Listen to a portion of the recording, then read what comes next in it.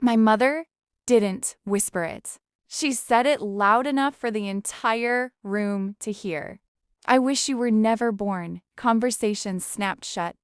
Glasses stopped mid-air. Even the music seemed to choke, and I just stood there feeling every pair of eyes swing toward me, waiting to see if I would crumble like they always assumed I would. But something else rose instead, something that had been silent for years. I lifted my head, ready to answer her in a way no one expected, because the moment she tried to erase me was the moment I learned a truth she never wanted me to know. I grew up in a 2-story house on a quiet street in Rochester, the kind of place people describe as stable, peaceful, predictable. And maybe it was for everyone except me. From as early as I can remember, there was an unspoken order in our home, a gravitational pull that everything seemed to orbit around, and it wasn't me. It was my younger sister, Ashley, the golden one, the girl whose name could brighten my mother's face faster than sunlight hitting a window. If Ashley sneezed, Mom fetched tissues like she was eating a national treasure. If Ashley brought home a ribbon, any ribbon, even the kind every kid got just for showing up, Dad announced it across dinner like breaking news. And whenever I achieved something, even something real, something earned, the reaction was always the same. Polite, brief, a soft pat on the back before the spotlight swung right back where it belonged. I remember the year I won first place at the regional math competition. I was 14. I carried that certificate home like it was the most fragile thing in the world. Terrified the corners would bend, Mom didn't even look up from the laundry basket when I laid it in front of her. That's nice, she murmured, then added Ashley's volunteering at the hospital today. Isn't that wonderful? She's making real impact. Real impact. Those 2 words became the measuring stick she used for everything. Saving lives, caring for people, having a purpose, and apparently nothing I did, even if it kept our actual lives functioning, qualified. But I kept going. I worked early mornings at a coffee shop through high school, rushing from school to shift to home where I would still study until my eyes burned. In college, I took on 3 jobs: tutoring, cleaning offices, restocking shelves because our bills didn't pay themselves. And my parents never asked how I made. They only asked when the payments were due. Some nights, when I stayed late at the cafe, I'd wipe down tables and imagine what it would feel like to be seen. Not celebrated, not even that, just seen. But I learned to live with the silence. I learned to survive inside it. Years later, when I got into Stanford for my MBA, my advisor cried harder than my mother did. She just nodded, murmuring something about Ashley's rotations in the ER, as if my acceptance was a minor footnote in Ashley's ongoing saga of excellence.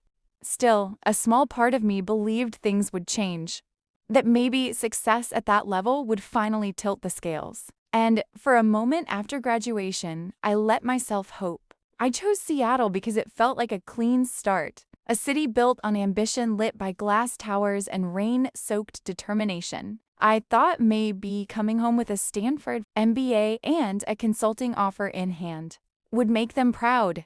Maybe they'd see me for who I had become. I didn't know the dinner at Delmonico would prove just how wrong I was. The week after graduation felt like a blur of congratulations from people who had actually witnessed my work, professors who'd mentored me, classmates who'd pulled all-nighters beside me, co-workers who knew how many deadlines I'd carried on my back. For once, I let myself believe that maybe this time my parents would meet me halfway. Maybe they'd show up not out of obligation, but pride. So I booked the private room at Delmonico's, a place I'd only ever walked past on my way to cheaper meals. Crisp linens, soft gold light stemware that sparkled like it had never known a fingerprint. I covered everything: the food, the wine, the room deposit. It wasn't extravagance. It was me trying to build a bridge I still believed could exist. My colleagues arrived first, warm and chatty, the kind of people who ask about your dreams like they're rooting for you. My manager shook my hand and whispered, "Tonight's yours. Enjoy it." And for a brief moment, I forgot the heaviness lodged in my chest. Then my parents walked in. My mother's heels clicked like she owned the place. My father's expression carried that familiar blend of polite indifference and calculated distance. They came empty-handed. No flowers, no card, not even a soft congratulations. If they were proud, they hid it with the precision of surgeons. Still, I greeted them with the smile I'd practiced for years. Polite, controlled, hoping. Introductions began, my manager, my professors, classmates who genuinely liked me. Compliments followed in easy waves. "You must be incredibly proud of Claire," one professor said. "A Stanford.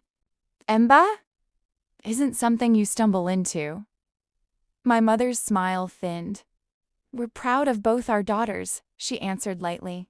"But Ashley, she's saving lives in the, that's real impact." Her voice coated the words with a sweetness that felt like poison on my skin.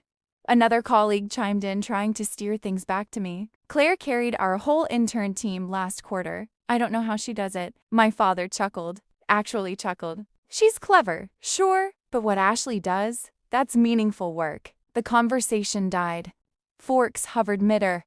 Even my classmates, who barely knew the dynamics, felt the temperature drop. I forced myself to breathe through the embarrassment, smiling until my cheeks ached. But inside, something was cracking. Not just from what they said, but from realizing how rehearsed it seemed. How effortlessly they dismissed me, like they'd been waiting for a chance to redirect the spotlight. Then my manager stood to give a toast, gentle, thoughtful, the kind of praise I never expected to hear spoken about me. My chest tightened as he said, "Claire is one of the most capable young consultants I've worked with. She's destined for great things." The applause washed over me, and I turned toward my parents, just needing a glance, a flicker, a spark of pride. Instead, my father leaned back and murmured, "Compared to a doctor, it doesn't measure up." Something inside me shifted, like a floorboard finally giving way, after years of strain. And then, in one effortless breath, my mother delivered the sentence that would split my world open. "You know, sometimes I wonder why Claire takes things so seriously. Ashley never causes this kind of drama." I felt the room tilt. I didn't know it yet, but I was seconds away from hearing the words. That would unravel everything. I thought meant, when the words finally came, they didn't come as a shout. They came softly, almost casually, the way someone might comment on the weather. "I wish you were never born." For a heartbeat, I didn't register them. The room felt too bright, too quiet, too still. Then the meaning sank in, sharp and cold. My mother wasn't just frustrated or tired or being dramatic. She meant it. She said it with the same ease she used when ordering coffee. A fork clattered somewhere near the end of the table. Someone gasped. My throat tightened, but nothing came out. I felt every pair of eyes on me, waiting to see what the sensible one, the quiet one, the one who always swallowed everything, would do next. Instead of crying, I simply pushed my chair back. The scraping sound cut through the silence like a blade. "Excuse me," I managed, though my voice felt like it belonged to someone else. I didn't look at my mother. I didn't look at my father. I didn't even look at my manager, who half rose from his seat as if to follow. I just walked out, heels hitting the hardwood floor in sharp, uneven beats. By the time I stepped outside, the Seattle night wrapped around me like a curtain, cold air, catching the edges of my breath. Rain had begun to fall, not heavy, just enough to blur the city lights into streaks of gold and blue. I stood there on the sidewalk, the sound of distant traffic humming in my ears, and for the first time in my life, I felt completely untethered. Not free, not yet. Just severed. I didn't cry. I thought I would, but nothing came. Nothing. Instead, there was only a numb, echoing exhaustion, one that had been building for years, maybe even decades. Every memory flashed by the forgotten birthdays, the laundry basket congratulations, the financial obligations I carried without question. Suddenly, all of it felt unbearably heavy. By the time I reached my apartment in Bellevue, my blazer was damp and my hands were shaking faintly. I kicked off my heels, sat on the floor in the dark, and stared at the blinking router light like it might tell me what to do next. My phone buzzed, 11 missed calls from Mom and Dad in a single text. "You embarrassed us," I hope you're proud of yourself. Proud? The word twisted in my chest. Proud was something they never felt for me, but expected me to feel for them. Something inside me gave way, not with a snap, but with a quiet, steady shift. I opened my banking app. 3 automatic transfers waited in the queue payments for my parents' utilities, Ashley's tuition, and the lingering portion of the family mortgage. For a second, my finger hovered. The old version of me, the one who lived on obligation, fought to breathe. Then I hit cancel. 1, 2, 3. Each confirmation clicked like a lock turning. The silence in my apartment changed.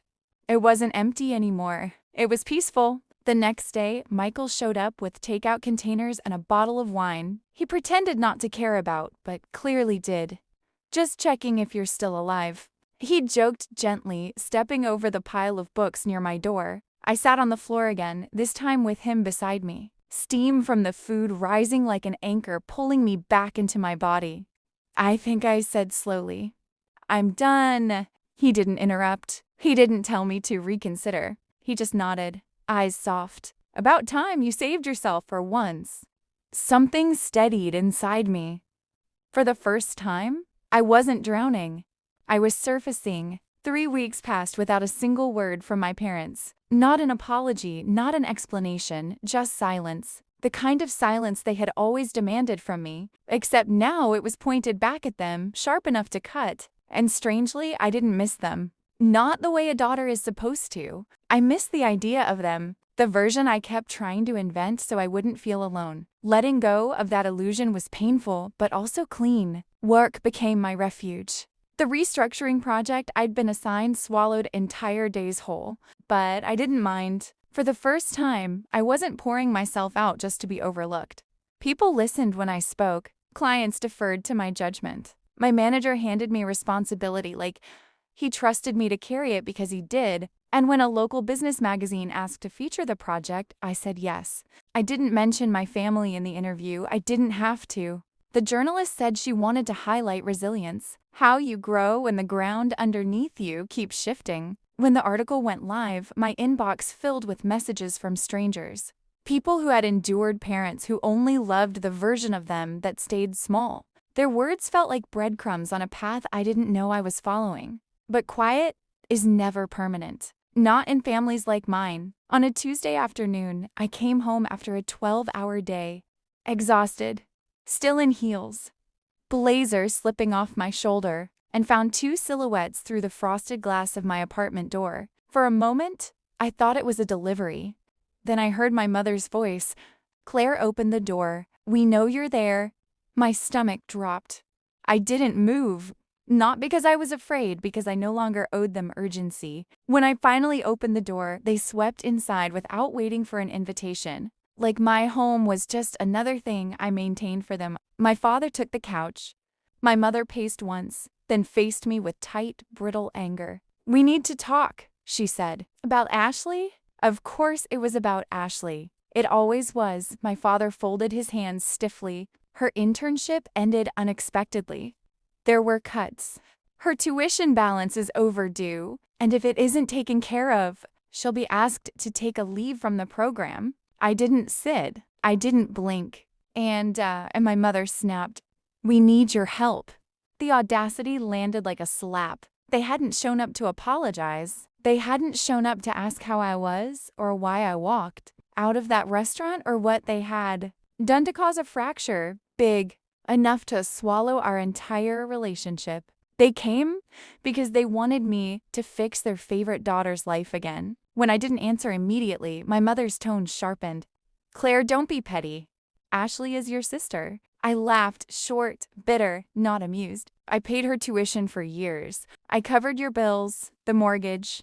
I worked myself raw so this family didn't fall apart. And you stood in that restaurant and said you wished I'd never been born." My father straightened. "We were angry. You made a scene." "No," I said, stepping closer. "You made the scene. I just walked out of it." The air thinned between us. I could feel something inside me, settling, solidifying into clarity. "You're our daughter," my mother said, her voice rising. "Family is family." I exhaled a long, steady breath. You don't get to play that card now. Her eyes flashed. Claire, you're being unreasonable. Oh, I cut her off. I owe nothing. My father's face wrined. We raised you. I shook my head. You didn't raise me. You drained me. The words hit harder than I expected, maybe because it was the first time I'd ever said them out loud. My mother froze. My father's jaw clenched. For the first time in my life, they looked small, like two people standing in front of a truth they couldn't control. I walked toward the door, but not to leave, to open it. I held it wide, letting the hallway light spill into the room. If you came here to apologize, I said quietly, I'd listen. They said nothing, not a word, but if you came to ask for more, I looked each of them in the eyes, steady and unshaken. That conversation ended the night you disowned me. My mother scoffed, crossing her arms. You're making a mistake. You'll regret this. Someday, you'll realize you need your family. And that was the final shift. The moment everything in me aligned. A clarity so sharp it felt like breathing for the first time.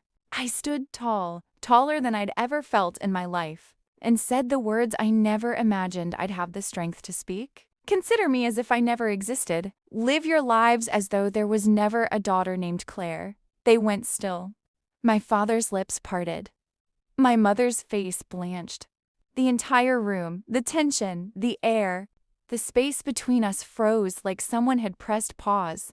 They went silent, and for the first time, I wasn't the one shrinking inside that silence. I nodded toward the doorway. It's time for you to leave. My mother hesitated, searching for some angle, some leverage she no longer possessed. But there was nothing left to take, nothing left to control. She turned sharply. My father followed slower, like a man walking away from a fire he didn't expect to spread. When the door finally clicked shut behind them, the quiet that filled the apartment wasn't empty. It was mine. In the days that followed, I waited for the familiar ache to return the guilt. The second guessing, the instinct to fix what wasn't mine to fix. But it never came. Instead, there was a strange stillness inside me. A quiet I'd spent my whole life chasing without knowing it. Work surged forward. Our project closed with results far beyond forecast. And when the client renewed the contract, my manager pulled me aside with a smile I hadn't seen directed at me since childhood. You're ready, he said, handing me the leadership contract I had fought for without realizing it. This time, I didn't question whether I deserved it. The article went viral. Messages poured in from strangers who had grown up invisible. Like I had people who whispered, "Thank you for saying the words they couldn't." Reading their stories felt like standing in a room lit by faces I'd never met, but somehow understood. One night, I stepped onto my balcony, the Seattle skyline pulsing softly beneath a layer of mist. I thought of the girl who spent years trying to earn love from people who refused to offer it freely. She was gone now. In her place stood someone steadier, quieter, but undeniably whole. On my last night of that long, unraveling season, I stood on my balcony with a glass of water, letting the cool air settle against my skin.